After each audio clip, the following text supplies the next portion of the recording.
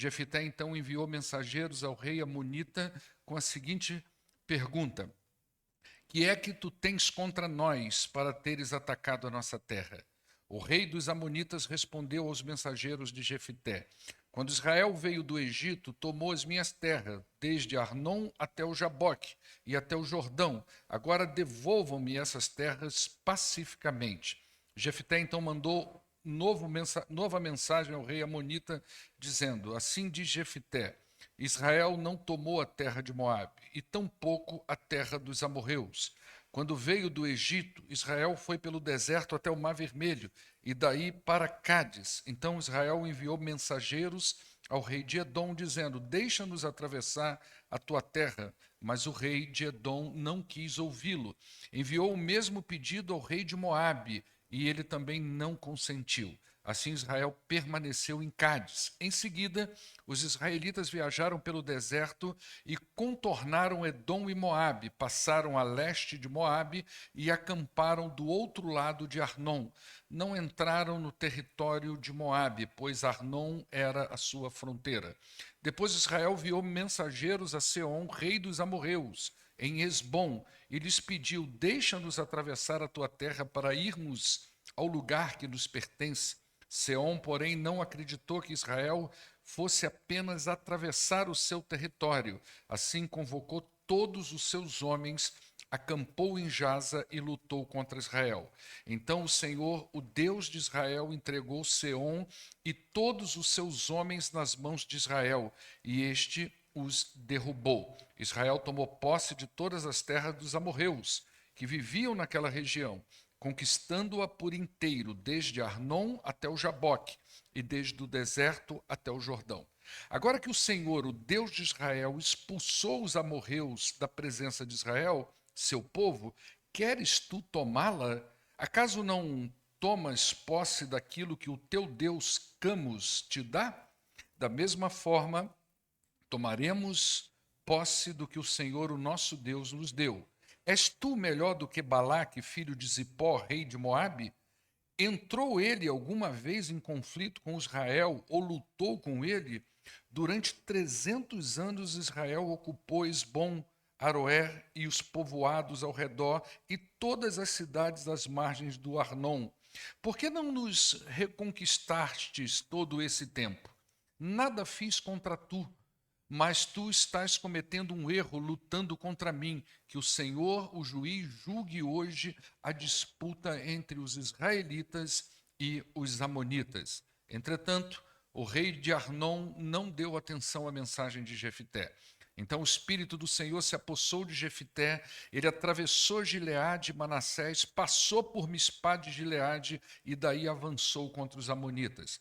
E Jefité fez este voto ao Senhor: se entregarem os amonitas nas minhas mãos, aquele que estiver saindo da porta da minha casa ao meu encontro, quando eu retornar da vitória sobre os amonitas, será do Senhor, e eu o oferecerei em holocausto.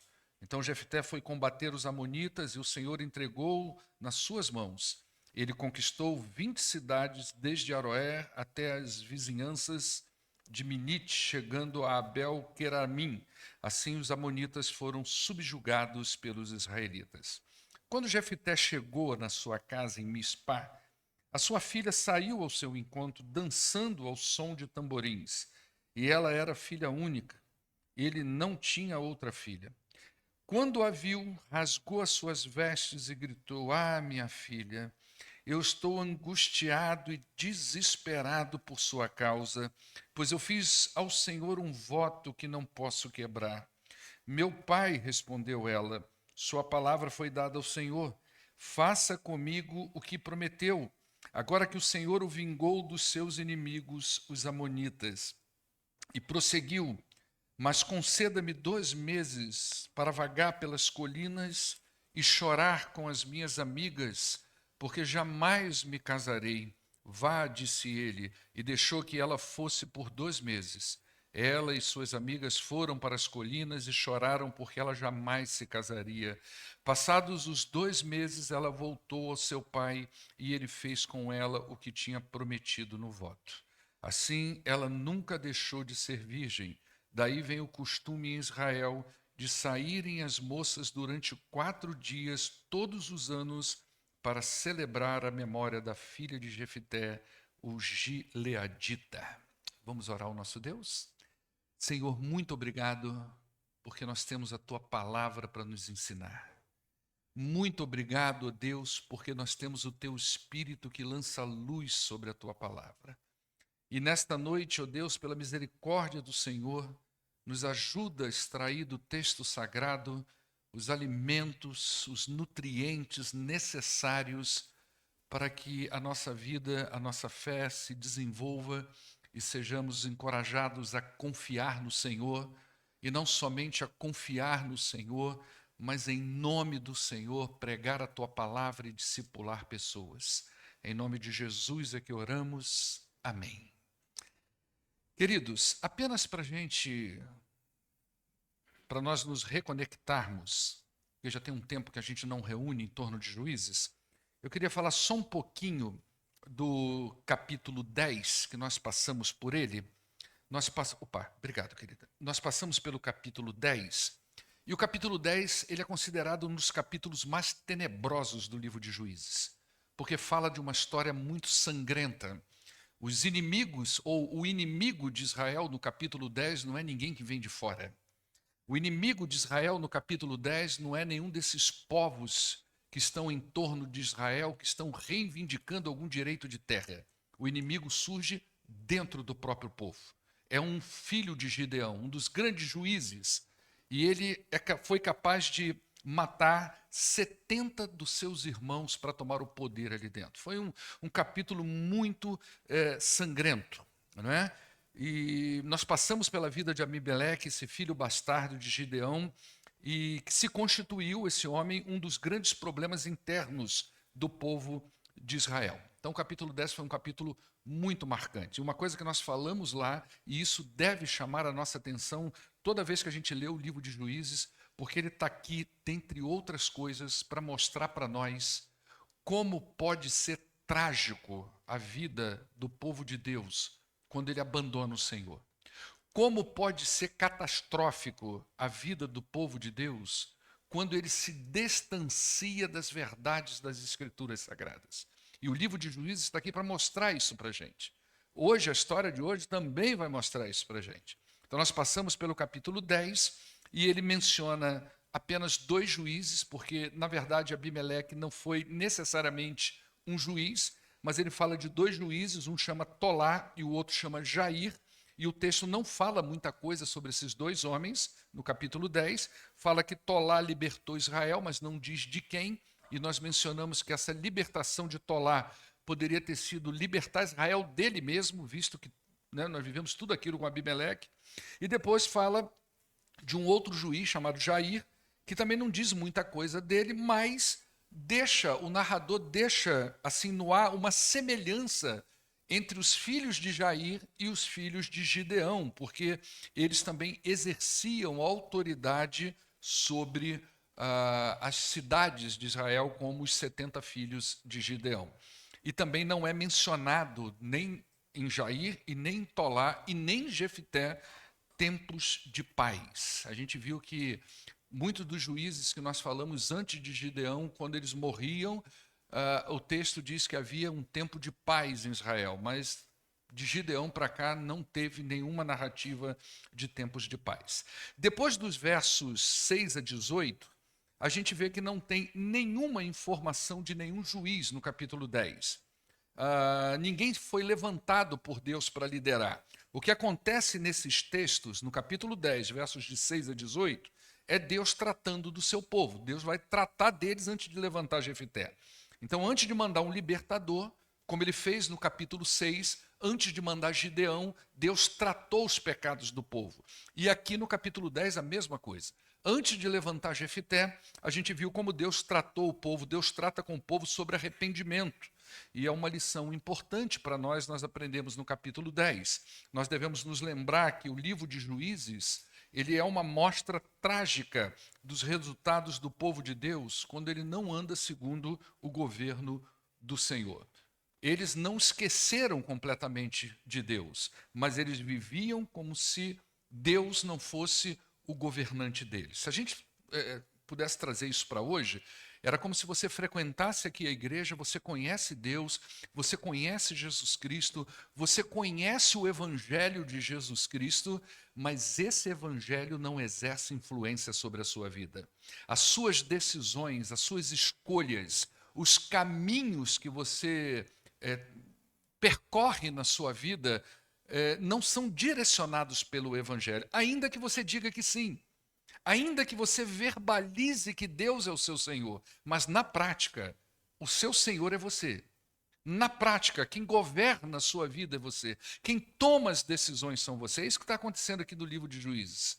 E ele vai mostrar para a gente, como eu já falei, como é trágico quando o povo decide viver desse jeito. E para que a conexão entre Deus e Israel fosse restabelecida, precisava passar pela estrada do arrependimento.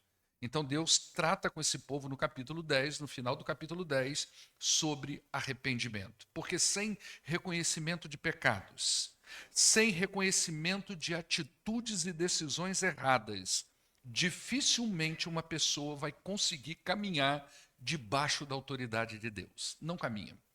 Se você não reconhece pecado, se você não reconhece que muitas das suas atitudes e escolhas não te levaram para um caminho bom, e se arrepende disso, se volta para o Senhor em quebrantamento e arrependimento, se essas coisas não acontecem, dificilmente você consegue caminhar debaixo da soberania de Deus. Por isso que Deus vai tratar com esse povo primeiro, antes de levantar o libertador.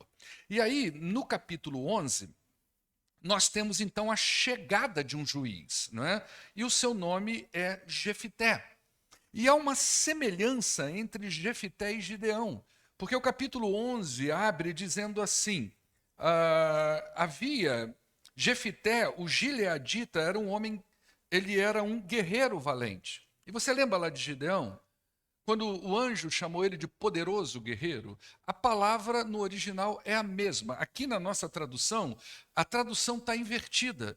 Mas o narrador poderia dizer simplesmente assim, Jefité, o gileadita, era um poderoso guerreiro. Ele está chamando a nossa atenção para os casos. Olha, igual Gideão.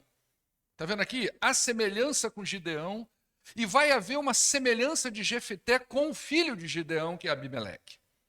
Então, Jefité é esse poderoso guerreiro. Mas essa não é a única característica de Jefité. Os versos de 1 a 3 descrevem o perfil dele. Olha o que o texto diz. Primeiro, ele é um guerreiro valente. Segundo, ele é filho de uma prostituta, igualzinho o filho de Gideão. Tá? Daqui para baixo, tudo que eu vou falar se assemelha a Abimeleque, filho de Gideão. Então, ele é filho de uma prostituta. Ele foi expulso de casa pelos seus meio-irmãos. Então, ele já sai de uma família disfuncional, de um ambiente bagunçado, com aquela crença de que ele não está sendo aceito no meio dos seus familiares. Então, ele é tirado de casa, ele é deserdado. Então, essa retirada não é uma coisa... A retirada por si só já não é legal. E muito mais com esse discurso de você não tem direito a nada aqui, é como se estivesse dizendo, olha, dizendo você não é nosso parente, você não é nosso sangue, você não tem absolutamente nada a ver com a gente. E o texto diz que ele liderava um bando de vagabundo, ou seja, era um bandido. Ok? É esse homem que é Jefté. E tem gente que põe o nome do filho de Jefté. Eu estudei com um camarada que chamava Jefté. Um cara de gente boa, rapaz. A gente fez faculdade junto. Acho que a mãe dele não leu o texto, não entendeu o texto. Porque a gente fica com aquela imagem de que todo mundo que carrega o nome de juiz é santo. Não é verdade? Mas o Jefté, o perfil dele é agressivo. E é esse homem que vai ser o futuro líder do povo de Deus. É como eu falei aqui para vocês, imagina um homem desse na sucessão pastoral. Imagina um homem desse como líder da nossa denominação. Quem é o presidente da Convenção Batista Brasileira? É o Jefté. É um negócio estranho isso, né? Isso mostra para a gente como que a visão de Deus ela é totalmente diferente da nossa. Não é? Pessoas improváveis podem se tornar grandes instrumentos nas mãos de Deus. Isso pode acontecer. Né? E agora me passou até uma coisa na cabeça muito engraçada, porque esses dias eu estava orando ao Senhor e pedindo a Ele uma direção, né? E eu falei assim, Senhor, o senhor já fez até uma mula falar, né?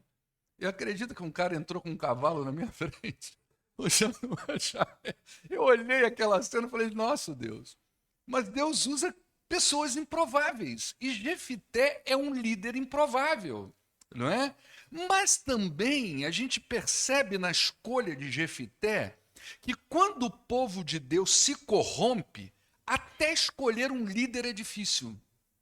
Quando o povo está corrompido, quando o pecado está muito iminente no meio do povo de Deus, até para você escolher um líder é difícil, não é? E nos dias de juízes, a gente tem visto isso desde o início, havia uma forte crise na liderança masculina. Foram quase 300 anos de corrupção em juízes. Muito difícil essa fase.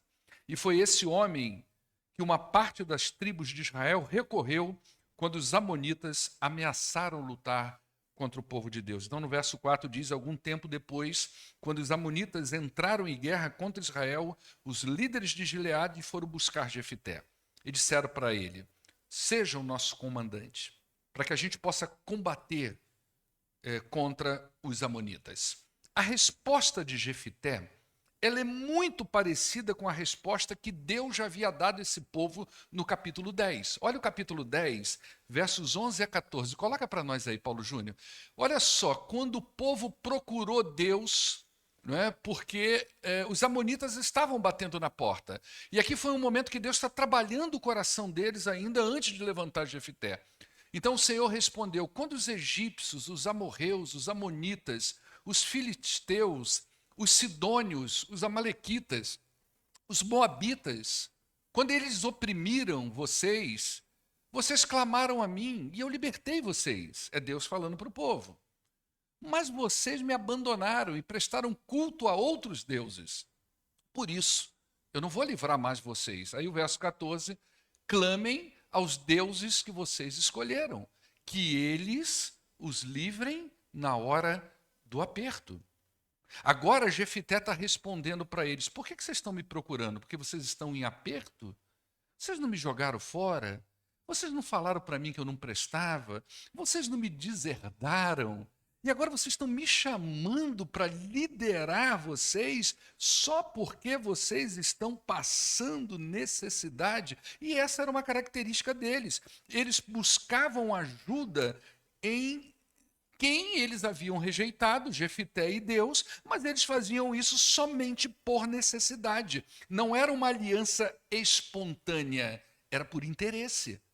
E essa forma de nós nos relacionarmos com Deus e com as pessoas não é nada saudável.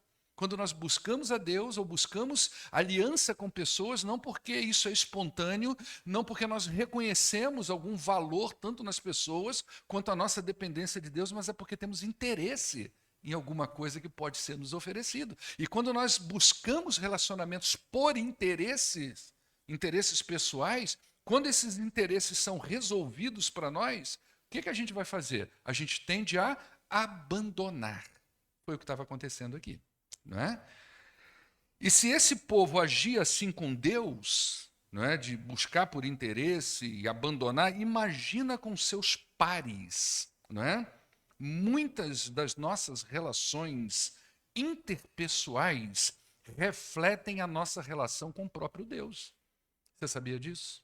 Muito da forma como nós nos relacionamos com pessoas pode refletir a nossa própria realidade com Deus. Talvez seja por isso que João, quando escreveu lá na sua primeira carta, no capítulo 4, a partir do verso 20, ele diz assim: olha, se alguém afirmar eu amo a Deus, mas ele odeia o seu irmão, ele é o quê? Mentiroso. Não é isso que ele diz aí? Pois quem não ama o seu irmão que vê, como que pode amar a Deus que não vê? Ele nos deu este mandamento: quem ama a Deus, ama também o seu irmão. Você está entendendo o que João está dizendo aqui, gente?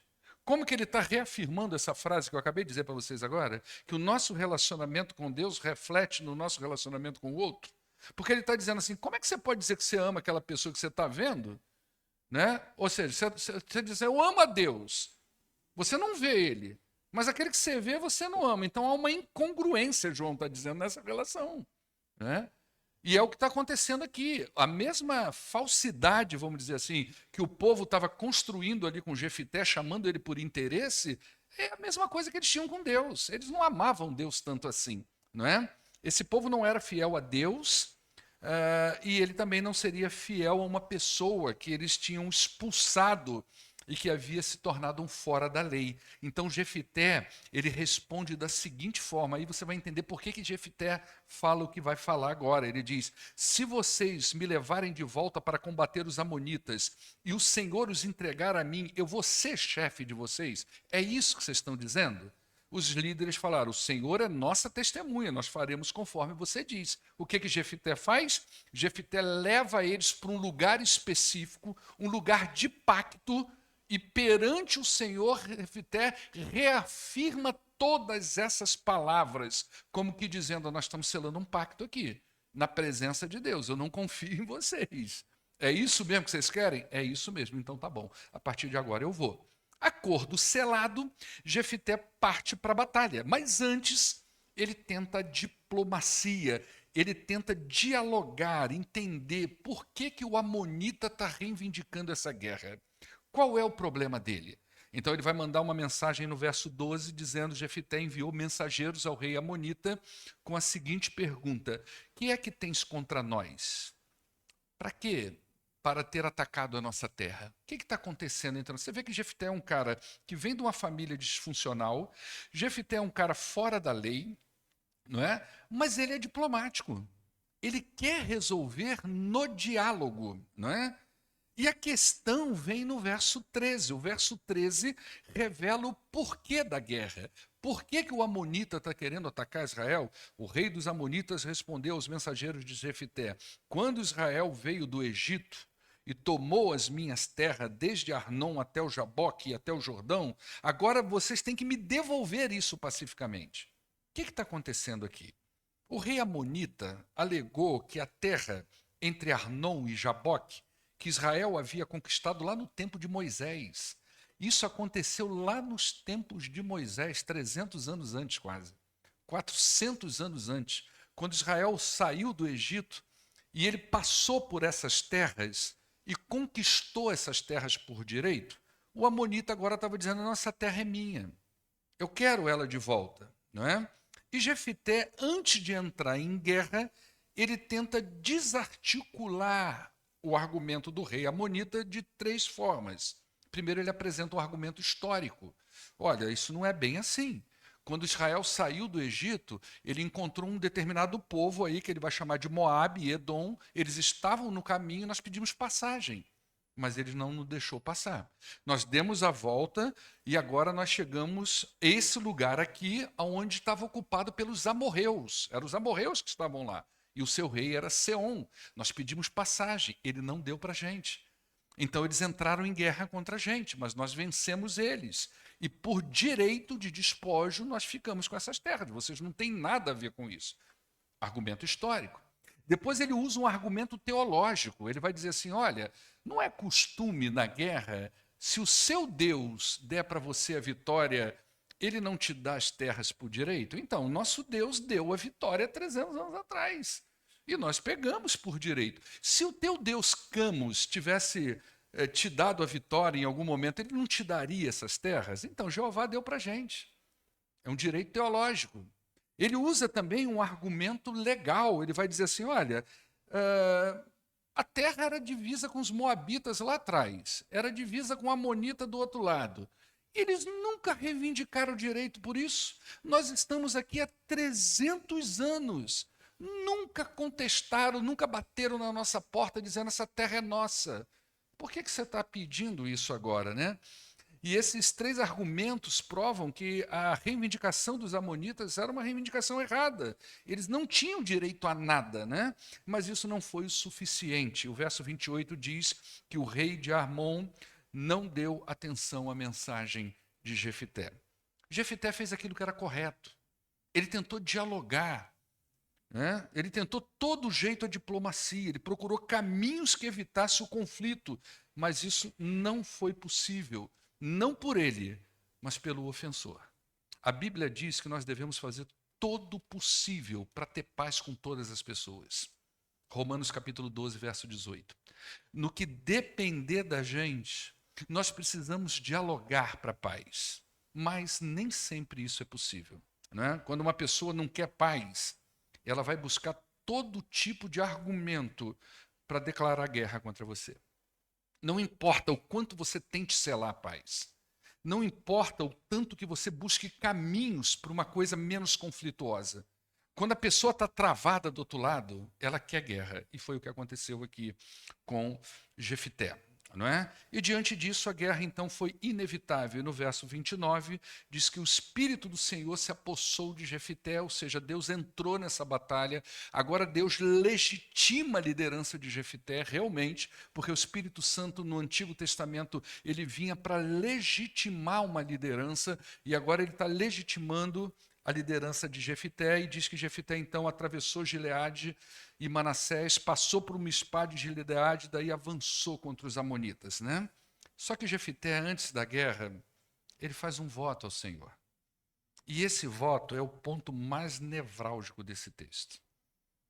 É nesse momento que a coisa fica confusa, né? Ele diz: se entregares os amonitas nas minhas mãos, aquele que vier saindo da porta da minha casa ao meu encontro, quando eu retornar da vitória sobre os amonitas, vai ser do Senhor.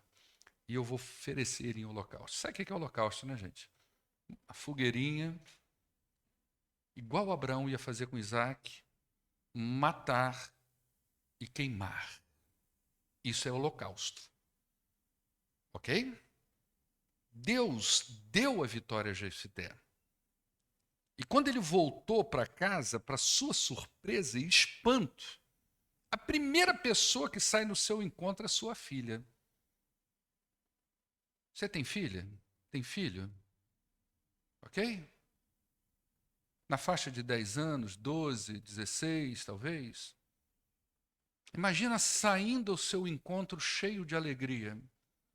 E quando você bate o olho, consegue imaginar o vazio?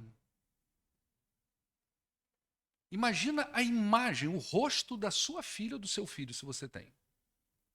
A sensação de Jefité foi alguma coisa dessa natureza. Um vácuo, um vazio. Não é possível, não é? E aqui nós temos uma das maiores complexidades desse texto, né? Um mundo de complexidades aqui. A grande questão é: Jefité ofereceu um sacrifício humano ao Senhor? Matou a própria filha? Ou ela foi condenada a não se casar, fez um voto de castidade perpétua ao Senhor? Não é? Antes da gente pensar nisso e tentar responder isso, antes de tentar responder, é importante que a gente perceba uma coisa: como que é lastimável, como que é terrível, como é catastrófico quando o povo de Deus conhece o Senhor, mas não vive debaixo da sua influência. Gente, isso aqui é resultado de pecado. Entende isso? Você, crente em Jesus Cristo, conhece o Senhor, mas vive debaixo do seu próprio governo, das suas próprias escolhas, não se santifica, age de qualquer jeito, só busca o Senhor quando você fica doente, quando você está com fome, ou quando você está com algum problema familiar, você se debruça debaixo do Senhor, mas a sua vida não é governada pelo Senhor. Olha, isso é resultado disso, isso está acontecendo no meio do povo de Deus. Essa reflexão precisa ser extraída para nós desse material. Isso aqui não é só a história trágica de um pai que entregou a sua filha num sacrifício que a gente não sabe nem direito o que é.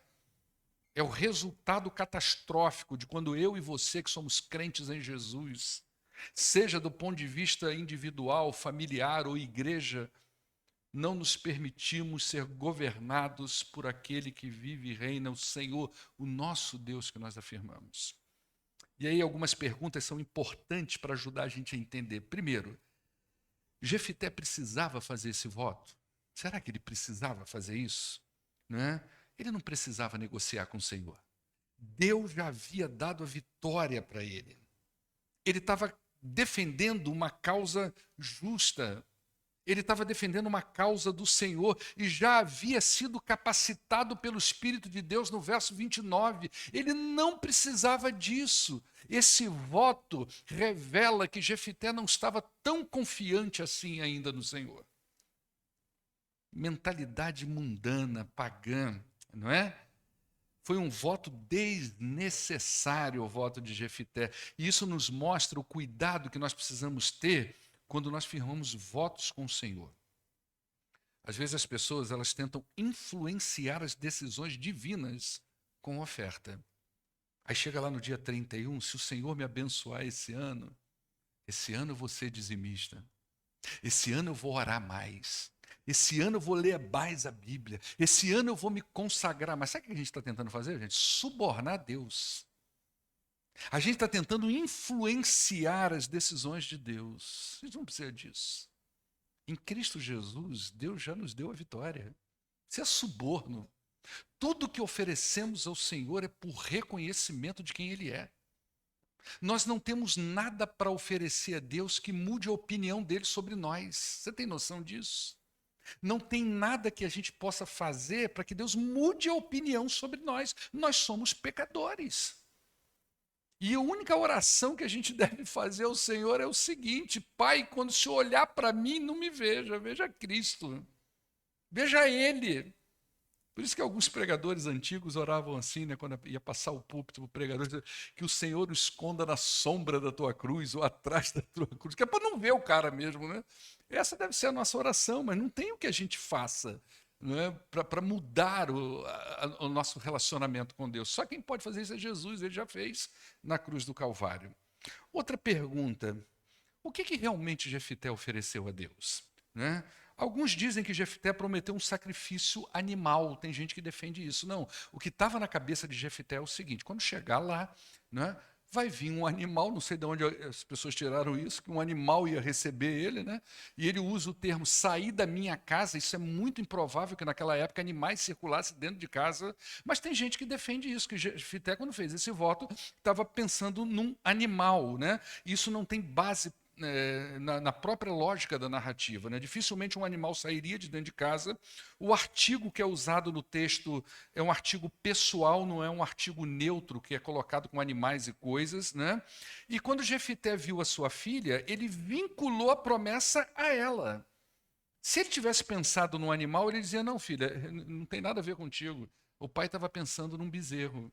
O pai estava pensando num bode, num carneiro. Mas quando ele viu a filha, ele falou: é você. Então, na cabeça de Jefité não tinha nada a ver com o animal, né? Outros dizem que ele prometeu sua filha ao Senhor, né? Como, vamos dizer assim, uma virgindade perpétua. Mas, se é isso, por que ele deu 2 meses para ela ir chorar no campo? Já vai ficar virgem sem casar mesmo, para quê? Ficar 2 meses chorando com as outras meninas, para depois voltar e o pai executar a sentença. Então, essas lacunas nos levam a pensar: será que o que realmente ele prometeu ao Senhor, né? E possivelmente, gente, para nossa angústia, a possibilidade aqui é de um sacrifício humano mesmo. Foi isso que passou na cabeça dele. E tem uma razão para isso que a gente vai falar sobre isso, tá? Que é a outra pergunta: por que ele prometeu, né? Por que Jefité, se ele prometeu um sacrifício humano, por que ele prometeu isso? Porque para a gente é difícil entender isso, porque a gente vê assim: Jefité, Bíblia, Espírito do Senhor, juiz, libertação do povo. Bom, é de Deus. Ele não pode ter feito isso. Não, pode sim. Pode sim, sabe por quê? Porque ele era um homem profundamente envolvido com a cultura pagã. Ele tinha uma cosmovisão à parte da revelação de Deus para o seu povo. E essa cosmovisão que estava à parte da revelação de Deus para o seu povo tinha uma influência muito poderosa na vida dele. E aí a gente pode contextualizar isso, como que um crente pode ser moldado pelo mundo e ele age como descrente. Você vê isso dentro da igreja, gente. Você já viu aquelas coisas que acontecem dentro da igreja que você fala assim: nossa, mas o cara era pastor. Nossa, mas era um diácono. Nossa, era um professor de escola bíblica. Nossa, parecia um crente tão consagrado. Mas a cultura que está lá fora, o modo de agir que está lá fora, exerce uma influência poderosa no meio do povo de Deus ainda. E talvez seja por isso que Paulo, quando escreve 1 Coríntios, ele diz assim: gente, eu recebi um relatório de vocês que está acontecendo coisas no meio de vocês que é tão vergonhoso de falar, e te digo mais, nem quem está lá fora da igreja pratica isso. Paulo estava falando de incesto. Olha o que é a cultura, o mundo. Gente, a gente precisa entender uma coisa. O evangelho não é autoajuda. O evangelho, ele é transformação de vida.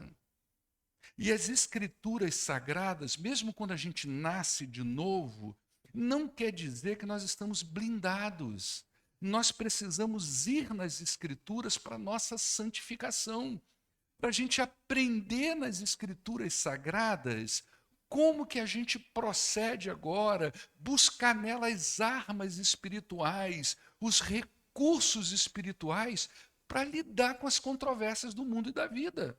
E as coisas que ainda estão no nosso coração e na nossa mente, não é? Então Jefité era um cara que ele estava muito envolvido com aquela cultura daquele mundo pagão à sua volta. Você imagina que é um cara que foi tirado de casa, estava vivendo na rua, era líder de bando de crime, provavelmente quem eram essas pessoas que andavam com Jefité? A gente está vendo aqui desde o capítulo 1 como que a idolatria estava no coração do povo.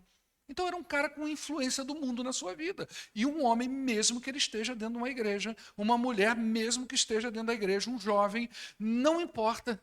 Se você não tomar cuidado, a cultura que está lá fora arrebenta com você aqui dentro. Isso é fato. Então há possibilidade sim dele ter agido segundo a cultura pagã da sua época. Outra coisa que foi uma forte influência, uma provável forte influência na vida de Jefité, é essa influência pagã de justiça divina. Você já percebeu que nós fomos cristianizados desde que o Brasil, né, os portugueses chegaram aqui, inculcaram na nossa cabeça essa ideia de justificação pelas obras. Então, mesmo o crente, o cara vem para a igreja, ele aceita Cristo, mas você já se pegou tentando fazer um favorzinho, pensando que o Senhor ia te olhar diferente? Ou eu vou dar uma campanha de missões na igreja, então eu vou lá oferecer uma oferta de missões, e você sai com aquela sensação lá no fundinho do seu coração. Não precisa contar para ninguém não, tá? Mas lá no fundinho você pensa assim: Deus vai olhar para mim diferente, né? Isso pode ser em respeito de tantas coisas, suas vindas a cultos de oração, sua própria vinda à igreja. Isso é uma coisa que parece que está inculcada dentro da gente. Essa justificação pelas obras, essa coisa de a gente poder trocar com Deus. E Jefité está fazendo justamente, debaixo dessa influência pagã de ver a troca. Porque o que o povo na época de Jefité fazia? Ele oferecia o sacrifício. O sacrifício, ele tinha duas finalidades. Uma era aplacar uma possível ira daquele Deus, né? Então se oferece um sacrifício humano, ou conseguir favores daquele Deus. Então, aqui no caso de Jefité, ele estava numa espécie de suborno, tentando conseguir um favor de Deus. Mas os povos antigos faziam isso. Você vai estudar a história aí de culturas antigas, e você vai ver como que eles faziam sacrifício, porque na colheita não tinha dado a colheita direito, ou a chuva era muito forte, ou a seca era muito grande, então a gente tem que aplacar a ira de Deus. O que a gente tem que fazer? Vamos oferecer sacrifícios a Ele, não é? Infelizmente, o que mais vemos são crentes tentando subornar a Deus com votos e promessas que às vezes são incapazes de cumprir. Isso é que é um problema. Então a gente toma muito cuidado com isso, tá? Outra pergunta. Jefité podia ter quebrado esse pacto? Ele podia ter dito não e não oferecer a filha, seja para castidade perpétua, seja para sacrifício, né? Talvez. É possível que sim, mas a sua visão estava tão corrompida que ele não compreendia o que estava fazendo e levou isso a cabo. Por que eu digo que é possível? Primeiro, pela natureza da oferta, né? Deus não aceita sacrifícios humanos. Isso não faz parte da divindade, isso não faz parte do Senhor. A oferta de Jefité não tem nada a ver, não é? Jefité nem sabe o culto que deve prestar ao seu Deus. Ele não conhece o seu Deus. Olha o que diz em Deuteronômio, capítulo 12, verso 31. Isso aqui é depois de Jefité. Antes de Jefité, desculpa. Não adorem ao Senhor, ao seu Deus, como fazem essas nações. Ele está fazendo igual às nações, né?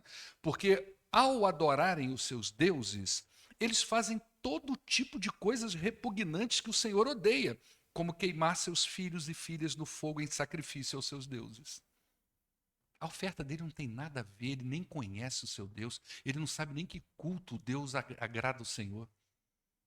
Olha a questão da gente não conhecer, né? A gente vai oferecer fogo estranho ao Senhor porque não sabe nada sobre Deus.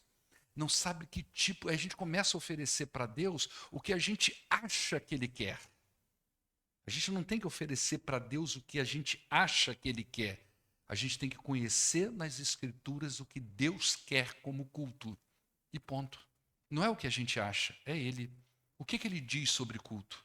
O que deve ser ofertado a esse Deus? Qual é o sacrifício que Ele exige? E aí tem um texto lá na Palavra de Deus, e o Davi fala sobre isso, né?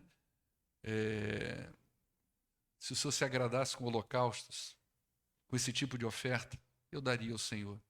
Mas o que o Senhor quer é um coração quebrantado. E esse coração quebrantado e compungido em arrependimento, Davi vai dizer, eu sei que esse o Senhor não rejeita. O Senhor vai rejeitar o touro, o Senhor vai rejeitar a oferta, mas esse coração quebrantado, o Senhor não rejeita. Não é? E Paulo vai dizer que o nosso sacrifício é a nossa própria vida lá em Romanos. Outra razão pela qual talvez ele poderia quebrar essa promessa absurda, esse voto absurdo, é que alguns, baseado lá em Levítico, capítulo 27, versos de 1 a 8, dizem que ele poderia ter lançado mão da possibilidade de pagar um resgate pela sua filha. Então, olha só, disse também o Senhor a Moisés, diga o seguinte aos israelitas, se alguém fizer um voto especial, dedicando pessoas ao Senhor, faça-o conforme o devido valor. Atribua aos homens entre 20 e 60 anos o valor de 600 gramas de prata, com base no peso padrão do santuário. Ok? Se for mulher, atribua 360 gramas. A mulher está valendo, hein? Se for alguém que tenha entre 5 e 20 anos, atribua aos homens o valor de 240 gramas e às mulheres o valor de 120 gramas. Agora já valeu a metade. Se for alguém que tenha entre 1 mês e 5 anos de idade, atribua aos meninos o valor de 60 gramas de prata e às meninas o valor de 30 gramas de prata. Né? O verso 7, se for alguém que tenha de 60 anos para cima, atribua aos homens o valor de 180 gramas e às mulheres o valor de 120 gramas. E o verso 8, foi até o 7 que eu falei, né? Ok? Acho que foi até o 8. O 8 diz o quê? Se quem fizer o voto for pobre demais para pagar o valor especificado, deverá ser apresentado ao sacerdote, que vai estabelecer o valor de acordo com as possibilidades do homem que fez o voto. Então, parece que tem uma cláusula aqui que ele poderia quebrar isso, né? E resgatar a sua filha por um determinado valor, né? Mas outros argumentam, né, que ele não tinha como voltar atrás, mesmo aí em Levítico capítulo 27, versos 28 a 29, tem um outro texto, e a gente precisava estudar isso mais profundamente, lá no verso 28 de Levítico 27, coloca para nós aí, Paulo Júnior. Mesmo Levítico, isso. Todavia, nada que um homem possua e consagre ao Senhor, seja homem, seja animal, seja terras, da sua propriedade, poderá ser vendido ou resgatado. Todas as coisas assim consagradas ao Senhor são santíssimas ao Senhor. Só aí, tá bom, já tá bom aí. Não é? Então, outros dizem, não, ele não poderia ter quebrado porque tem esse texto de Levítico que não permite. Mas a questão é que Jefité não parece ter condições espirituais de avaliar a sua situação. E esse é o resultado catastrófico que o povo de Deus vive, um povo que foi levantado para viver debaixo da proteção de Deus, mas escolheu viver por conta própria. Esses são os danos que vêm na vida da gente. Como é que a gente conclui essa história de Jefité? Jefité sacrificou a filha ou ela foi condenada à virgindade perpétua? Eu creio que nós não chegaremos a uma resposta definitiva, mas a gente pode aprender algumas coisas aqui, né? Eu acho que isso é o mais importante. Primeiro, esse evento nos mostra quando nossa vida, seja a igreja, seja a família, seja a nossa vida pessoal, o quanto isso pode ser trágico quando, apesar da gente estar na igreja, nós não vivemos debaixo da total influência do Evangelho. Gente, viver a vida cristã pelas metades é um risco. Viver a vida cristã de meia tigela é um risco. Deus nos chama a uma consagração total. Eu aprendo aqui que a gente deve ter cuidado com o que a gente oferece a Deus, né? Deus não pode ser subornado. A nossa vida, ela deve ser um sacrifício constante. Lá em Romanos capítulo 12, o Paulo Júnior vai colocar aí para nós, a partir dos versos 1 e 2 só. Olha aí o que Deus pede para nós, né? Portanto, irmãos, eu rogo pelas misericórdias de Deus que vocês se ofereçam em sacrifício vivo, santo e agradável a Deus. Esse é o nosso culto racional, não é? Não se amoldem ao padrão deste mundo como Jefité se amoldou, mas transformem-se pela renovação da sua mente, para que vocês sejam capazes de experimentar e comprovar a boa, agradável e perfeita vontade de Deus, coisa que Jefité não experimentou aqui. Né? Ofereceu o sacrifício errado, cultuou a Deus da forma errada, influenciado pela cultura à sua volta. Eu aprendo aqui que nós não devemos adotar as mesmas atitudes do mundo na resolução dos nossos conflitos pessoais. O nosso objetivo enquanto igreja deve ser sempre a paz e não a guerra. Independente se há desencontro entre nós. Esse é o padrão do mundo. Você já deve ter vivido mais ou menos o que eu vou dizer para você. Eu já tive situações aqui em Pouso Alegre com pessoas fora da igreja, pessoas que não são crentes. Né? Um dia eu fui botar meu carro na garagem, uma pessoa que é visitante, tem parente no prédio, ela pegava uma vaga que não era dela e deixava um pedaço do carro para o lado de fora. E eu não conseguia sair com o meu carro da garagem, porque ele truncava entre uma coluna e o carro da pessoa. Aí um dia a pessoa estava lá, eu saí do carro, um tom normal. Né? Falei assim, olha, eu vou chegar para ela e falei assim, olha, se você, toda vez que você chegar aqui, se você encaixar o carro na vaga, nunca vai haver problema. É só você encaixar o carro na vaga. Tem uma marcação, né? Só isso. Nunca mais a pessoa olhou para minha cara. Eu passo, eu cumprimento, desse jeito. Uma reação estranha, né? Assim, só porque você falou aquilo, se fechou desse jeito. Você pensar que você pode acontecer isso entre crentes, e acontece. Porque no meu entendimento, se eu tenho algo com você aqui, você até sai da igreja, isso não quer dizer que a gente não possa se comunicar e sentar junto. Como tem pessoas que já saíram aqui da igreja, a gente encontra na rua, e aí, pastor, tudo bem, ótimo, dá até um abraço. Maravilha. Mas teve um dia desse que eu vivi uma cena que eu fui falar com a pessoa, eu acho que ela não esperava aquilo, mas ela ficou tão desconcertada que ele olhou para a cara da mulher como dizendo assim, esse cara está falando comigo? Como se aquilo fosse uma coisa anormal. Como se aquilo fosse a coisa mais estranha do mundo. Você cumprimentar uma pessoa que não concorda com você. Nós não devemos adotar as mesmas atitudes do mundo na resolução dos nossos conflitos pessoais. Nosso objetivo enquanto igreja deve ser sempre a paz e não a guerra. Sempre a paz e não a guerra. Essa atitude é lá fora do mundo. O mundo age assim. Se você contraria a pessoa, ela simplesmente não olha mais para você. Ela fecha a cara para você. Mas dentro da igreja, do povo de Deus, isso não pode acontecer entre nós nunca. Porque nós não somos lá de fora, nós somos do arraiá do povo de Deus. Arraiá, essa coisa? Do arraial do povo de Deus. Arraiá, né? Do arraial do povo de Deus.